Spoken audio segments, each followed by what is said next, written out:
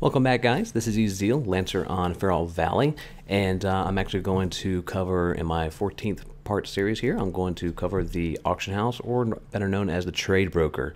Now, I just did the guide over the bank, so hopefully you guys enjoyed that. So what I'm going to do is I'll start off with basically my map here again, and I'm going to show you guys kind of where this guy's at. Let me actually move out the way here because I want y'all to be able to see his symbol just a little bit. You kind of see how it looks like almost like a bullhorn or something like that, or a shout little cone. So basically that's where you go for the trade broker.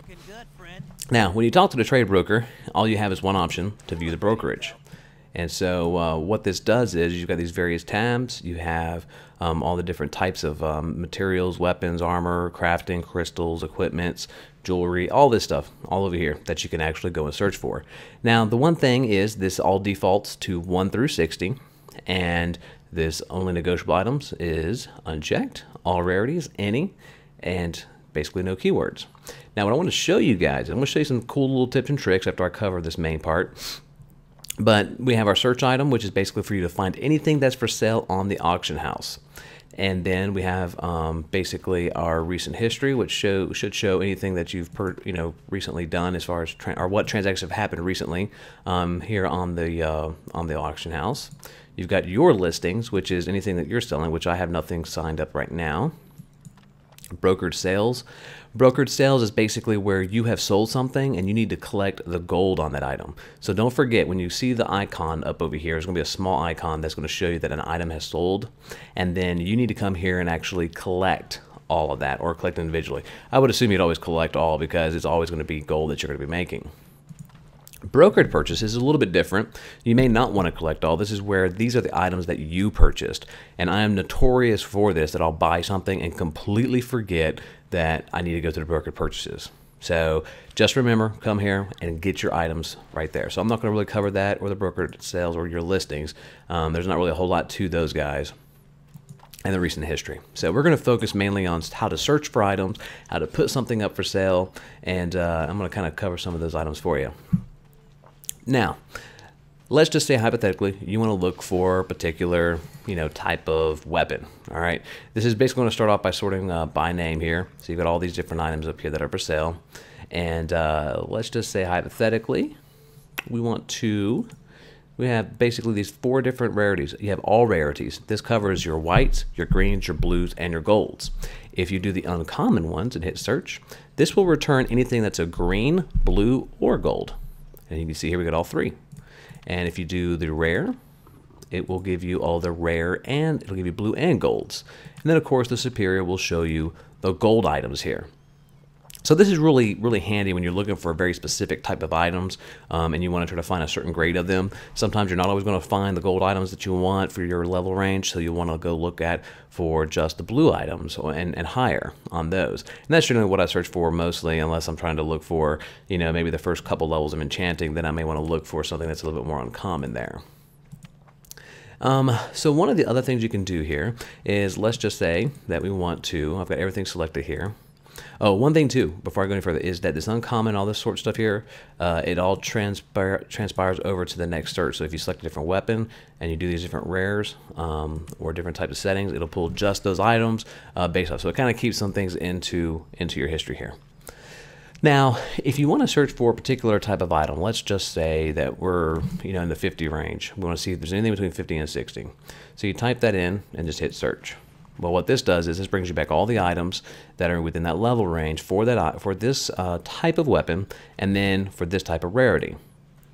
And then on top of that, you can actually go through and sort by your asking price. You can desort it by do a descending sort by the lower price, and then you could do the buy now options here.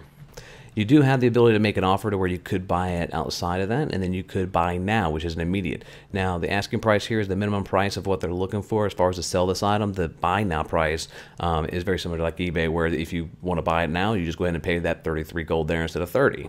So that's another option there. And then, of course, you can sort these out by bought via. So you have the ability for making an offer, or go ahead and just get all the ones that are buy now.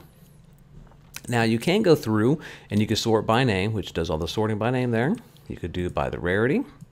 You can do by level requirement. You can do item level, which shows you the item levels there. Enchantable, only get the enchantable ones at the top. Do the tiers, so that way you get all your 12 tiers, 11 tiers. Masterwork shows all the different masterworks here. And then your ones that are not actually researched yet. So your I can't even pronounce that. Enigmatic. There we go. Okay. And then of course you do have the option here. You can do these smart searches here. I've not really played around a lot with this, but from what I did see, you can look for particular items that are 9+ or higher. Look for items that come from particular types of instances, which is pretty cool if you're looking to maybe run this instance, and those items are generally pretty good with that. So you've got like the Dark Cathedral here, so you could pull that. But you see my level here. My level's right there. So I'm going to change that back to 1 and do a search again. So there we go. And then I want to change this to Smart Search and go to Dark Cathedral. Oh, nothing comes up there. Let me try again. Yeah, nothing's coming up. Okay. Well, I want to play around with this a little bit more to better understand exactly how that functionality is working there. But anyway, so let's go ahead and now this right here is your reset button. This clears everything out that you've got going on. And then you can go back through and look through your items here. Now, what's really cool, so you say you want to sell something, all right? I think you guys kind of understand exactly how to do the searching here. You could play around with this. It's very easy to do, not hard at all. Now, let's say, for instance, that I've got this skeg leg, all right? So click inside your box here, hit the control button and hold, and then do left click. What this does is this puts skeg leg up into my search. And then I can do a search on it, and I can get all of the items that are for the skeg leg. Now, when you're selling things, probably what you're going to want to look for is what is actually cheaper, because that's going to be where your competitive pricing is. With more type of gold items, what you're going to want to do is you want to look for that's probably because of that +4 there. You can put things on the market that are enchanted, so you can actually put +4, +8 stuff on there, or 5, whatever. And then additionally, the other thing too is a lot of these gold items here. You'll see here we've got the Lance of Devotion. This guy here's got 13.5% more aggro, 0.2% of your total MP instantly returns when you use a skill, 4.5% against the boss, and then 6% against enraged monsters. Well, then this guy has a bit different. He's got 13.5% on aggro ×2 there. So a bunch of these gold and blue items and green items will have different attributes on them. So what you'll want to do is make sure you research those. There are certain attributes that are more desired, maybe such as attack speed. Lancer's probably one a little bit more aggro if you can't get that attack speed. So double check on some of those. So because pricing is going to be affected by the types of enchantable ones, because there are ones that are more wanted than anything else. So now, if you want to throw something out there as far as like on a listing, so you do like your listing here, all right, what you can do is, it says to list a stack for sale, right click on your inventory. To list a particular stack, do shift and right click. So we could do right click right there. So it pulls up basically my skeg leg there. It gives me the minimum pricing and what the average price is for the item. Now it is going to default to the minimum price. So if you do want to go lower, you're going to have to put that down, like let's say to just 80 copper there. 0 copper, I'm sorry. And then you hit OK if you wanted to go ahead and do that, or you hit cancel. One thing to keep in mind when you hit OK, it's going to say, okay, we're going to sell this item for 89 silver, but it requires earnest money. Everything that you put on the market is going to require earnest money. So this will fluctuate. It's based off of the amount that you're putting the item up for sale. So you can cancel that. Now, let's say, for instance, we do want to put the item up for sale. And we'll just do 0. And then I'll hit OK. Well, now that item is actually put up here on my listings. And if we go back, we can do another search on the skeg legs, and you'll see that my item is actually right there. Now, let's say, for instance, that, oh man, you know what? I really don't want to sell that item. I really want to keep that item for myself. Well, then you come back to your listings, select the item, and do remove listing. But wait, you've actually got a confirmation, because what happens is you will forfeit your earnest money. Are you sure you want to remove this item? I haven't tested this out, which I'll probably maybe in a little bit down the road, is, basically when you put things on the auction house, it's going to be for 7 days. I'm not sure that earnest money is kept, or if it's given back if it doesn't sell in that 7 days, but I do know for sure if you do remove from the listing, it is going to eat that earnest money. So I went ahead and canceled that. So that, I believe, is pretty much everything that I can think of right now off the top of my head. I showed you guys how to control click on certain things. One thing too, let's go ahead and just do this. Basically, let's say I want to sell these guys. Well, hit the shift click and right click, or hit shift and then right click on the item. Then you can go through and decide how much you want to sell these items for. It's going to give you a minimum price and average price. On these right here, it actually shows you the individual prices on there. Now, what's actually pretty cool too, which I just thought about that because of that item. Let's control click on that. Nope, nothing for sale there. All right, let's look for crafting stuff, because crafting materials is always for sale. And it's always in stacks. So the reason I want to show this to you, do not get confused. This little 15 right here is not, I repeat, it is not the amount of the item that's up for sale. It's the level of the gathered material. What you want to look at is this column right here, the number column. Do not get confused by this, because the number column here is 4.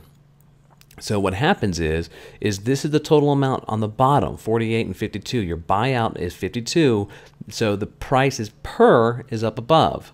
So you have your per unit and then your total cost for the entire thing. So when you look over here and you see, oh, I've got cry metal ore for 52. Well, you know what? There might be some cheaper.